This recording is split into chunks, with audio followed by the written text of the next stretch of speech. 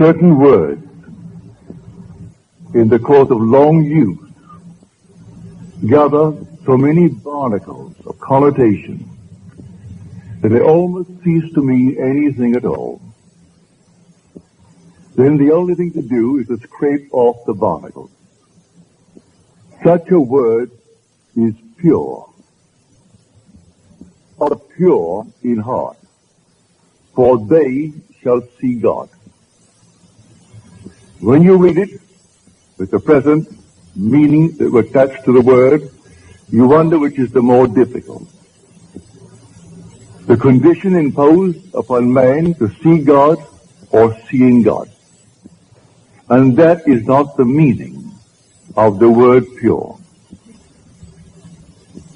The Greek word katharos, translated pure, means clear, open, free, unlimited. It is used for a tract of land that had been cleared of trees, therefore free, unobstructed, and, unlimited. Blessed are they whose mental horizon has been so purged, so cleared of the trees of traditional wrong thinking, that they know that God is all and all is God. They are now free from the tyranny of second causes. You do not have to work upon yourself to become pure, to see God. In other words, a pure heart is the consequence, not the condition of seeing God. The moment you see God, your heart is purified of all secondary causes. And you can turn to the left or the right or to anything in this world, for you'll find the only source of the phenomena of life. Now, the word see, for this is taken from the Greek. The words see and to know are the same word in Greek. Here we are told that if I am pure in heart, and only if I am pure in heart, I will see God. And yet in the same Gospels, I am told that no one has ever seen God. The only Son, who is in the bosom of the Father, he has made him known. Then I am told, no one knows the Son except the Father. And no one knows the Father except the Son, and anyone to whom the Son chooses to reveal it. You can take the words see and know, and they're interchangeable. No one has ever seen God. No one knows God. But the Son, who is in the bosom of the Father, he has made him known. I can tell you the thrill and the shock in store for you when you are revealed as God. I could tell you from now to the ends of time, and I cannot persuade you to the point of real conviction. It takes the Son to convince you. And when the Son stands before you, everything is done. At that moment, you for the first time know God. And you see him only by knowing him, because to see and to know are the same in Greek. Now you really know who God is when he stands before you, and even before he calls you Father. You have no doubt in your mind as to who he is and what you're looking at. You know your Son. At that very moment, you know God, and not before. You might have heard it, you might have read it, but you are not persuaded to the point of real inner conviction until you know it in this manner. So no one knows who the Son is except the Father. And no one knows who the Father is except the Son. And anyone to whom the Son chooses to reveal him. And if the Son sets you free, you are free indeed. And only the Son can set you free. And so when he comes, and he will come, let the whole vast world rise in opposition to what I'm telling you. It makes no difference to me whatsoever. I know. I've experienced it. And oh, what a thrill and what a shock when you go to bed perfectly normally as a simple man and have an experience of this nature, and suddenly you are startled. You, your simple little being that you are God. Well, you can't deny it. His Son stood before you, and he had no other father. You are his father. And when you have it, then you and I must be one. And when the whole vast world has it, we must be a unity. We must be that unity spoken of in Scripture as the Elohim. That compound unity, one made up of others. The whole vast world will know God. So that this seeing God, based upon the purity of heart, is not something that you set about to do. I can't conceive of any man in this world actually persuading himself by changing of this and changing of that he is pure of heart. When he's living in the world of Caesar, where everything here dies and things are always in turmoil, that he would actually judge himself emotionally or in any other way, mentally, as pure, as he calls the word pure. But you're instantly free of all obstruction as to secondary causes the minute the Son reveals you as God the Father. So I say it is consequent. It is not the condition of seeing God. And so the minute he stands before you, instantly that whole vast wonderful world of yours is cleared of all obstruction. Now you know what catharsis means. Well, we use the word as a purge in our world. We speak of a cathartic. That's the root of the word. To purge, to open, to set free, to completely leave open a channel so there's no obstruction whatsoever. Not one tree can stand in its way. And so when this track is completely cleared, and it's cleared the minute you see David, at that moment there is no other cause. And until that moment I turn to this, to that, and to the other, these secondary causes, and live in a horrible state. For that is the greatest tyranny in the world, the belief in secondary causes. So here, the word pure, let no one frighten you that you've got to set about to purify yourself as the world thinks that is pure. Because who knows the secrets of a man but the spirit of a man? So who can look at a man and say he's a pure man? How does he know he's a pure man? By his standard of purity, no man is, including himself. But by scriptural standards, the minute you see David, and David reveals you as God the Father, then all the trees, all the obstructions, everything in your world that came between you and self disappear, and you're the only cause of the phenomena of your life. And you go through life now, simply bringing into your world the things that you would like to entertain in your world. No matter how difficult it seems to be, you see it, you know there's only one cause, and so you simply rearrange the thing you see. You don't throw it away, you don't discard it, you rearrange it, and your mind's eye, you re-photograph the image. And re-photographing the image, then let life develop that negative and produce it on the screen of space, and it will. So here, blessed are the pure in heart, that sixth beatitude, which seems so difficult to most people to interpret.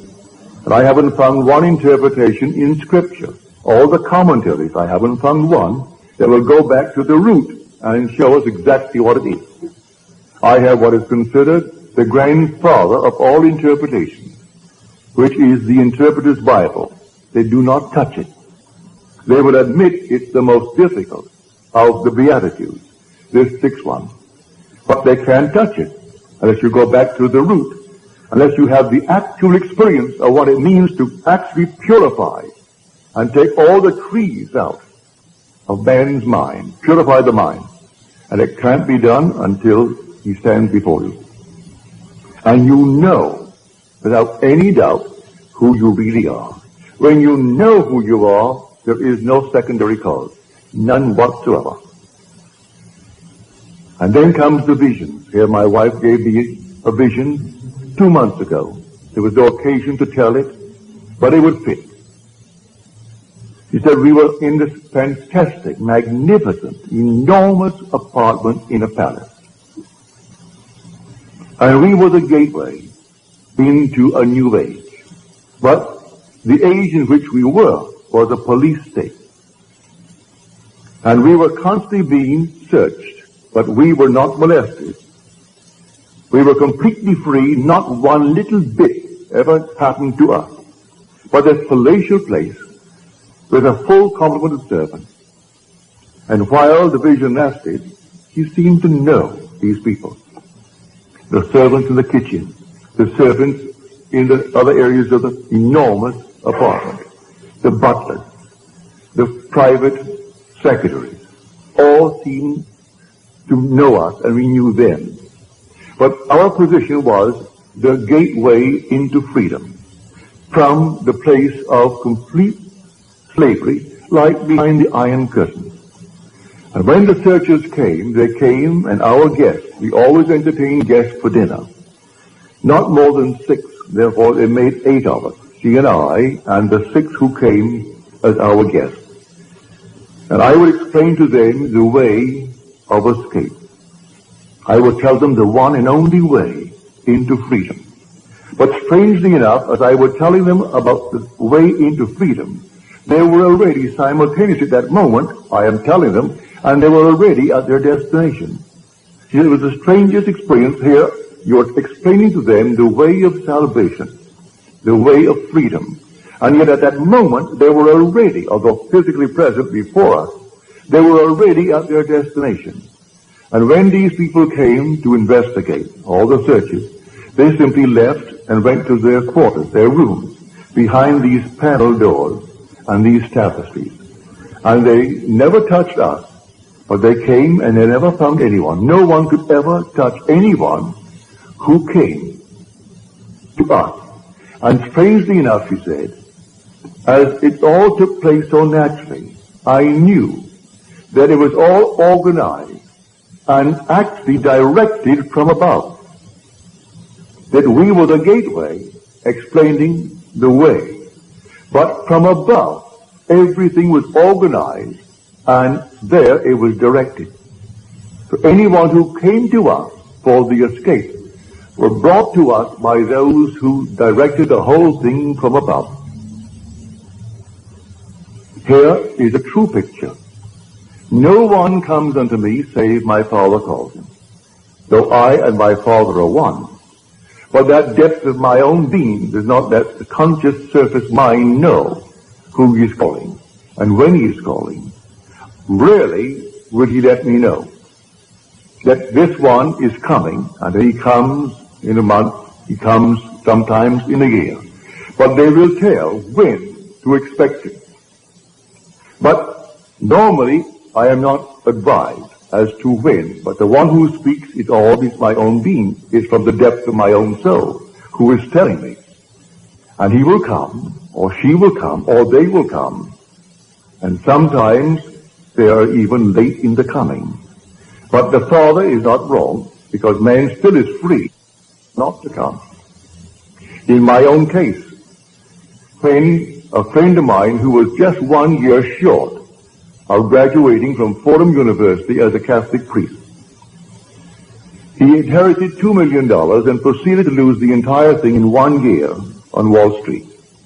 All that he saved was some beautiful paintings that his father left him, and an old Packard This old Packard car. He should have burned the thing up.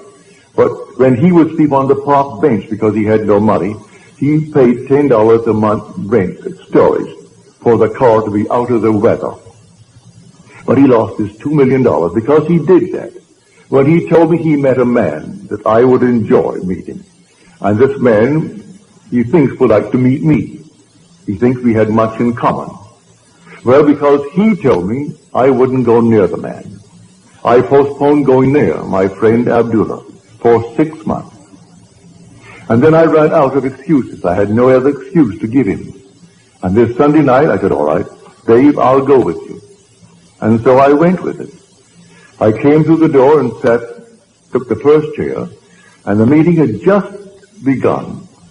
And Abdullah broke the meeting as he started to talk to those who were present. He broke the meeting and he came over to me and called me by name. He said, Neville, you are late. You are 6 months late. I said to him, well, I've never seen you before, and I had no appointment to see you, so how could I be 6 months late? He said, the brothers told me you were coming, and to expect you, and that's 6 months ago. Well, it was 6 months ago, and I postponed it and postponed it and postponed it because I had no trust in his judgment of anything that would interest me. Because the man in my eyes was a failure, a complete failure, and I judged by appearances. And he tried to get me to come to meet a man that really was very influential in my life. So I know from my own experience when it actually happened to me, when someone is coming into my world, I know, and they too may delay. They may have certain little barriers, little trees to overcome. But the real overcoming of all the trees is when it is revealed to you who you really are. Then all the things that obstructed your view up to that moment, they vanish completely. So that it is not something you've got to make happen in order to see God. Seeing God removes all the trees.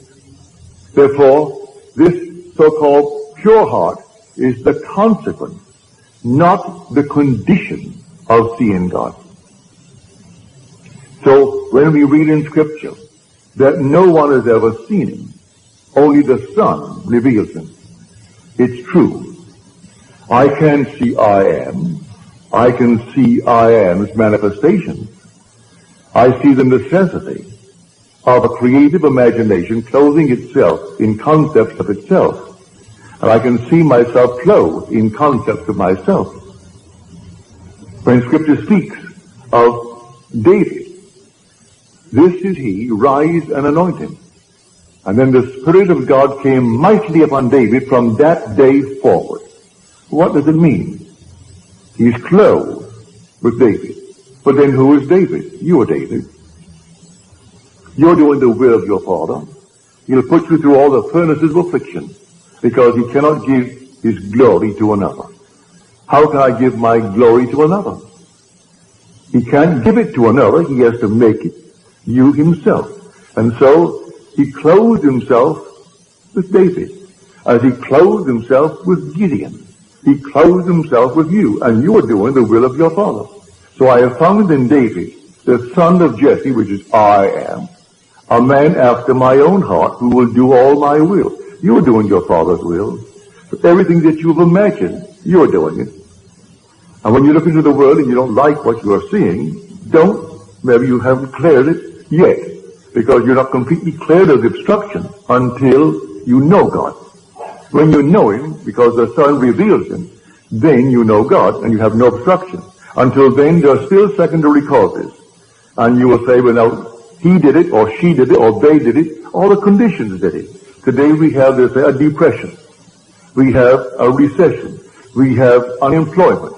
And so we turn to all these secondary causes for our present restriction or failure. And it isn't that at all. Someone is ill, and they blame a condition. It's not the thing at all.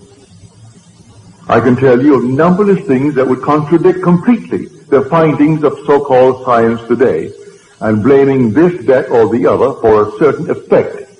And I could turn to just as many on the opposite side who never did the things that they claim you must do in order to have the effect, and they ask, then why? Why does this happen to this crowd who never subjected itself to the test that you've given, and yet they have the same effect? We are emotional filters, and we bear the mark of our prevalent emotions. So what is that prevalent emotion that you and I are entertaining morning, noon, and night? I can entertain the limitation of failure. Or I can even get into a cycle, so that at every season of the year, at a certain season, it could be spring, summer, autumn, winter, where things seem to go down. And year after year, they will go down. No matter what I have in the spring, if the winter is when it goes down, it'll go down, if I don't get out of that cycle. And I believe that simply in some tree that is not yet removed, on the other hand, let me encourage you, you can't remove it by taking thought. You can't remove it by working on yourself. You'll remove it that day when David stands before you. And may I tell you, he will stand before you. Every one he will stand before. And when he stands before you, and you know that he is your son, you know who you are. For David is the Son of God. There is no other Son of God, if you read the Scripture correctly. But when you know how to read Scripture, you must see that when these evangelists, Matthew, Mark, Luke, and John, and they're all anonymous names, when they wrote their Gospels, they were not writing biography. They were writing theology. They were not writing secular history. They were writing the history of redemption.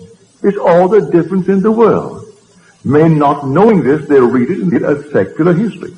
And they think here is the biography of a man called Jesus. The whole story of Jesus, from his birth through his ascension into heaven, is, to those who understand who he is, a sign granted by God to those who will receive it. But the signs of God's wonderful redemptive activity were not the signs that Israel was expecting. Therefore, they completely rejected it. They would not accept it. When I tell you, this is what it is. You are born from above, and you're born in this manner. And you rise from the grave, and the grave is your own wonderful being. It's your own skull. Then, if you don't believe that because of the trees of false teaching, well, then you'll reject it. I'm telling you the truth. But if you've been conditioned through these traditional wrong thinkings, these trees must then be removed. I can aid you to take a few out, but they will not all go until that last one when David stands and confirms all that I tell you. So all that I have told you and all that I will continue to tell you is simply in Scripture, but it is not biography. It's theology. It's simply the knowledge of God and God's way of redemption. That's the entire story. But if I take it as the world takes it, as biography, and simply secular history, well, then I miss the point completely. So, you will see God, and when you see him, you will say within your heart, well, I didn't think myself qualified. For you don't feel any change. You're so capable of a violent act the very next day, if someone should injure the one you love. If someone this very night injured my daughter, or my wife, or those that I love, I am quite capable of the most violent act, and yet I am free of these trees of traditional wrong thinking. And that means I am pure in heart. But I make no claim to the purity based upon man's concept of purity. Has nothing to do with any purity as the world thinks it. He turned to the harlot and said that the one who has no sin, let him cast the first stone. And from the oldest to the youngest, they all left, because none felt within themselves good enough to cast the stone. Because he interpreted the entire story as a psychological story. That if you lust after a person, well, the act has already been committed. You may restrain the impulse, but he tells you that isn't good enough. But then who on the earth could stand before me and tell me he's never had the impulse? Unless he was castrated at the time he was born, and then he doesn't even know, so he could restrain nothing. He has nothing to restrain. If he was removed at birth from the possibility of lusting, but if he was not removed at birth from that possibility, let him stand before me and tell me that he has never lusted. And I will say, well, you're a liar. As far as I'm concerned, you're a liar. Whether you be male or female. And so, that you've never had the impulse to get even. Don't tell me you haven't. Don't tell me you haven't had the impulse and still are capable of the impulse to hurt if someone should hurt the one you love more than you love your own self. And yet, you are pure in heart the day you see David. For the minute you see him, you know the whole vast world has collapsed as far as you are concerned. The whole thing has collapsed. And now you no longer can turn to this, that, and the other and blame it or praise it for anything that's happening in your world. You are simply within yourself. You are God himself. You are the God, creating good, bad, and indifferent in your world. A friend of mine in the audience tonight, he said, I had this vivid dream. My wife and I, and here we are, and the world is coming to an end. The whole thing is coming to an end. It began to shake. A wind, the unearthly wind came up, and then the rain like a flood, and then the earth is shaking. And I said to myself, well, the earth has gone out of orbit. I wasn't afraid of death, and my wife, she wasn't afraid of death, but I thought the whole thing was simply coming apart and coming to an end. That's a wonderful adumbration. Read it in the 13th chapter of Mark. Read it in Matthew. You see these buildings? Not one stone will be left standing upon the other, but it will be turned down. That's when the Son of Man is coming. That's the end of the age. Well, in your case, you had a most wonderful adumbration. And you're not given these adumbrations when you're far removed from the actual event. And this thing happens to you, be watchful. It's coming. This is simply a foreshadowing. In a not altogether, I would conclusive way, no, the way you saw it, but when it happens, when the whole thing collapses, and the ideas by which you lived in the past, you no longer can live by them. You just can't live by them. Nothing external, the whole thing is internal. The whole drama of life is a psychological drama, and now you know it. So your vision is perfectly marvelous, perfectly wonderful. Others are finding themselves interwoven in their lives. 2 and 3 and 4 together, all interwoven as though this thing has been going on over and over again. It has been going on. Before the world was, we were one, and yet individualized. We were brothers, greatly in love, a love beyond the wildest dream of man. And we deliberately and purposely came down into this world of horror for a purpose. And as the poet says, when we are so curious about why are we here, he said, be patient. Our playwright will show in some 5th act what this wild drama means. So here we have it in 4 acts, like the 4 corners of the universe. Wait, be patient. In some 5th act, he's going to show what the wild drama means. And it will be beyond the wildest dream of man, the glory that comes out of the horror to which we go here. What has to it? You and I agreed to dream in concert, and we haven't violated that pledge. We still dream in concert. So we can share the same room, share the same events, see them a little bit differently because through different eyes, but the same event. We see it just a little shade differently. So when you read Scripture, don't take anything for granted. For this simple little statement, I have heard so many ministers from the pulpit take that 6th beatitude and they made, the strangest thing out of it. They frightened the people to death. But they went through that door after the service and they wondered how on earth would I ever see God. For they knew in the depths of their soul, if they had to be pure, as he pointed out what they had to be, well then you could never see God. But you'll never see him, say you see him through the sun. Because you are spirit. You don't look into the mirror and see God. You see him in his Son. Thou art my Son. Today I have begotten thee. And as you're told, if scholars are not convinced that the 2nd Psalm is that of David, but read the 4th chapter of the book of Acts.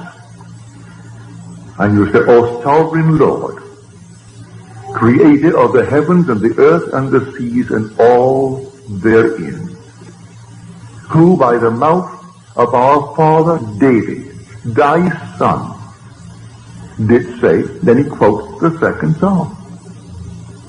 If you want any confirmation as to who actually wrote that second psalm, read the 4th chapter of the book of Acts, which is written by the author of the book of Luke.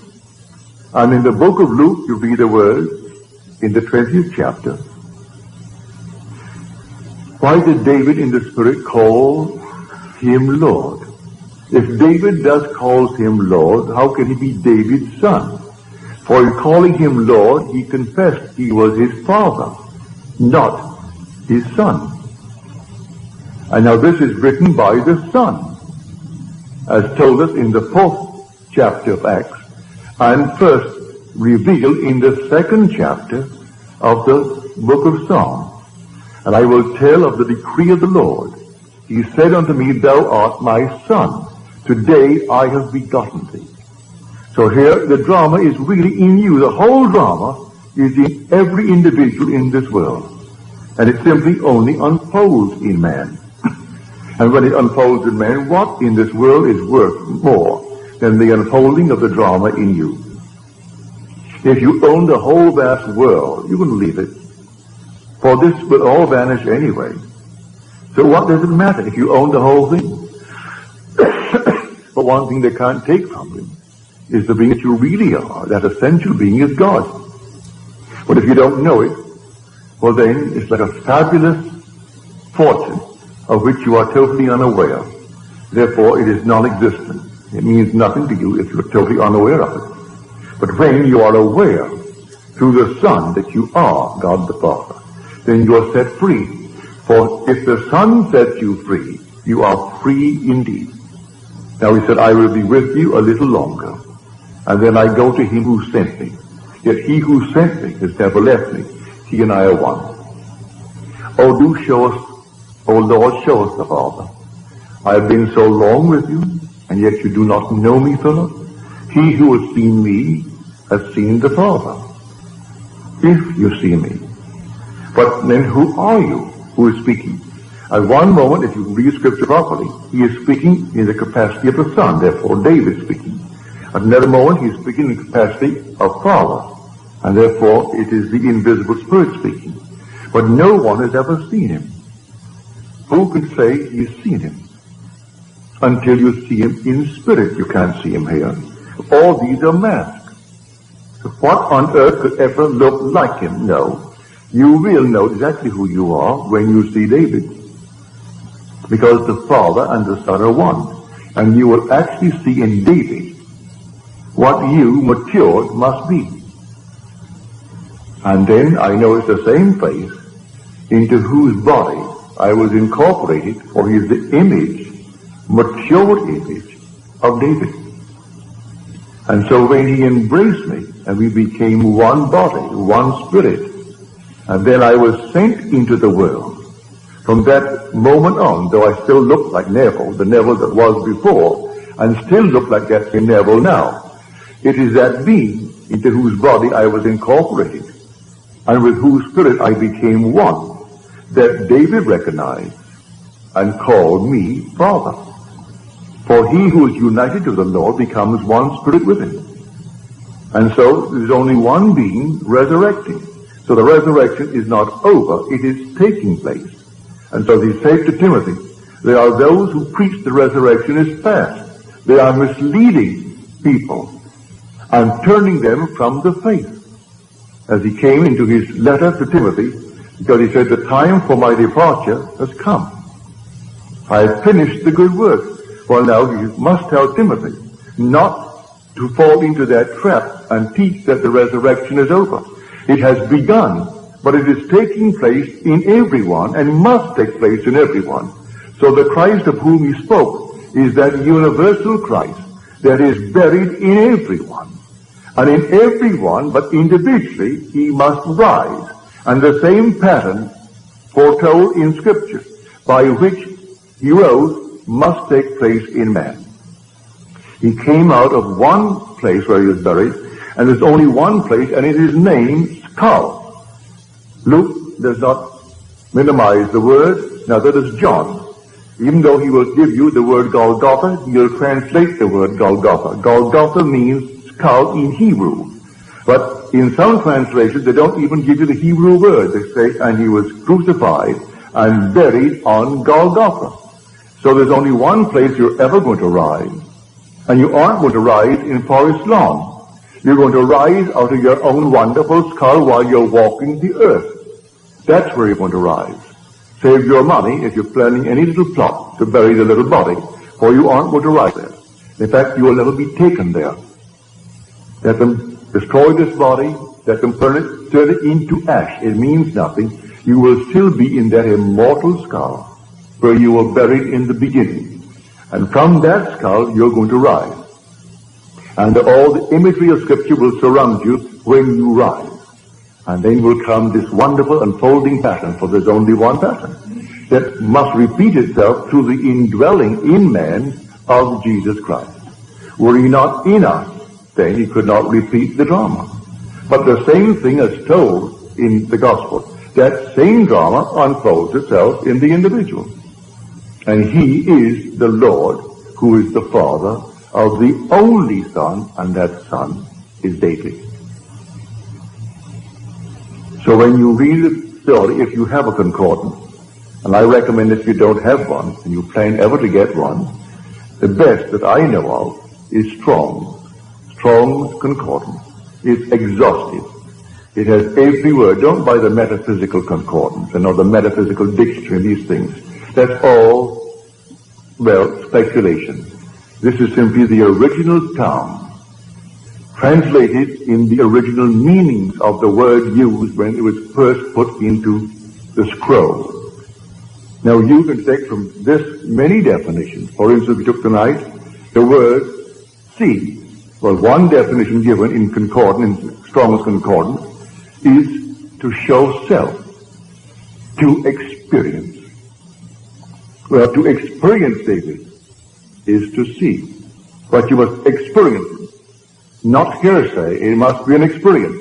So that is to see. And so he who sees the Son, then knows the Father. If you knew me, you would have known my Father. And yet I and my Father are one. So, to experience David is to know God. And you know God as the Father of the one that you are now looking at. And the one looking at him is yourself. And you feel that father-son relationship. Now, that is completely in conflict with the whole vast Christian world concerning the story of Jesus Christ. And yet I've been sent to tell it. Tell it not as hearsay, but tell it as experience. And so I share it with you. And not eternity could ever deny it. Because you're going to have it just as I have told you. You're not going to bury it at all, because there's only one pattern, and that pattern will unfold within you. And when it unfolds within you, you will depart this world that is a police state. And maybe I will still be there, giving these sumptuous dinner parties, not more than 8. And 8 is the number of resurrection. There were 6 guests, and 6 is the number of man. And 8 is the number of resurrection. So the 6, which is man, now will be set free. So here this sumptuous, wonderful dinner. And not one can fail, because as I'm telling them the way of escape, they were at that very moment already at their destination. So not one who came to search the house could ever find one of my guests. And as they came, the butler announced the officers are here, and out my guests would go behind the tapestries and the panel wall into their quarters. And then that very night, always the night of the banquet, they escaped. And that was the vision. So I tell you, it's a true vision.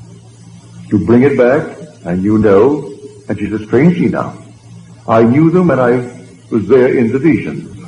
But on waking, you were the only one that I really knew. The others were there for a purpose, and you were playing a part that came from above. For the whole thing was organized and dictated and controlled from above.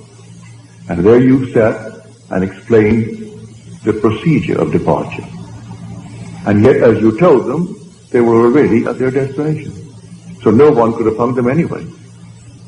But they went through the means of searching the house. And they came several times in the interval, but always at the end of a banquet. Then got guests. There were always 6. They left. And they were set free from this police state. For this whole vast world, whether it's behind the Iron Curtain or outside of the Iron Curtain, we are still in a police state. The whole thing. And it's an escape from this world, this age, into that age, where I played the part of the gateway, explaining how it's done. Well, I'm explaining it now to you, how it's done. You are here dreaming the dream of life. And the day will come, and come suddenly, like a thief in the night, no warning. You will have adumbrations, like my friend, with the world coming to an end, and the whole thing is taking place around him.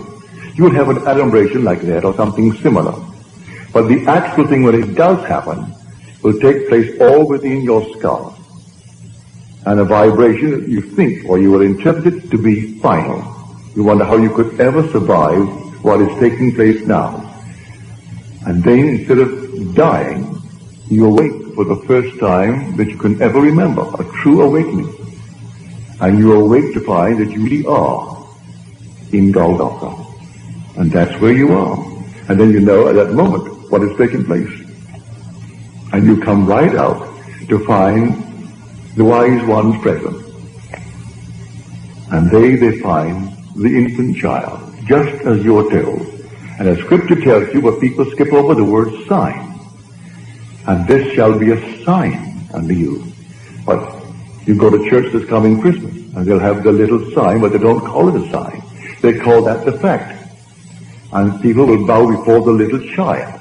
The child is only the sign of your redemption. You were the one who awoke. You were the one who were born from above. And you are the one of whom the evangelist wrote. That Christ in you is the one of whom they speak. And the whole thing is told there, you experience. And the whole story is your story. But as you read it, and as it's interpreted by those who talk from the pulpit, you will never know it. And they wonder why they're still so confused today. It will go on and on and on, until actually man comes to the truth of it all. And he comes to it from within himself. So to go back, if you have the concordance, don't take anything for granted. Just simply turn to the word, look it up. You need not know one word of Greek or one word of Hebrew. It gives you a number. You look up the number. If it is in the Old Testament, you look up the section under the Old Testament for definition. If it is in the New, you turn to the Greek. And you look it up under the Greek. And it takes the number. It will show you the Greek word and the pronunciation of the word. But you need not bother with that. Look up the number. Then take the definition as given you, not in Greek. It defines it in your own tongue, in English. And you will see how many definitions of the one simple word are there, and why they chose the one that they did. So, blessed are the pure in heart, for they shall see God. And the pure in heart is simply the consequence, not the condition for seeing God. Seeing God produces automatically, instantly, the pure heart, which is nothing more than the purging of the mind of all beliefs in secondary causes, clearing the mind of all obstructions, leaving you completely alone, that God is all that there is, and all is God. Now let us go into the silence.